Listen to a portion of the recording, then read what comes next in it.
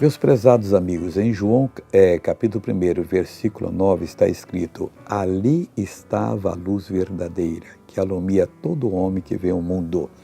Essa luz, mais cedo ou mais tarde, vai iluminar todas as pessoas, se nós pregarmos o Evangelho. Se nós fecharmos a boca, Deus não fala. Se nós não estendermos a mão, Deus não toca. Se nós não nos consagrarmos, Deus não pode nos usar.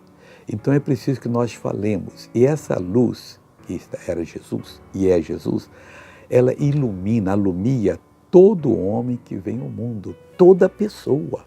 Então, se nós quisermos ter dias melhores, vamos deixar de falar de religião, vamos esquecer a nossa igreja. Por exemplo, eu sou da Igreja da Graça, eu não posso pregar a Igreja da Graça, eu tenho que pregar Jesus, porque a minha e qualquer igreja não salva ninguém. E a gente, às vezes, até ora para aquela pessoa não ir para aquela igreja para ela poder fechar. Que loucura, né? Então, nós temos que fazer o seguinte, pedir a Deus e falar de Jesus, porque Ele ilumina toda pessoa que vê o mundo.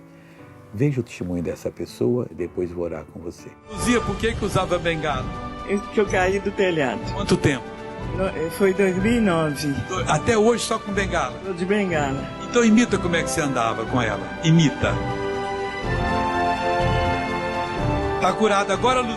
Graças. Põe ela no ombro. Vai, filha de Deus. Esse Deus é tremendo, pessoal. Agora vamos orar. Pai, é muito lindo estar, ó Deus, na Tua palavra e saber que a luz verdadeira, a falsa não.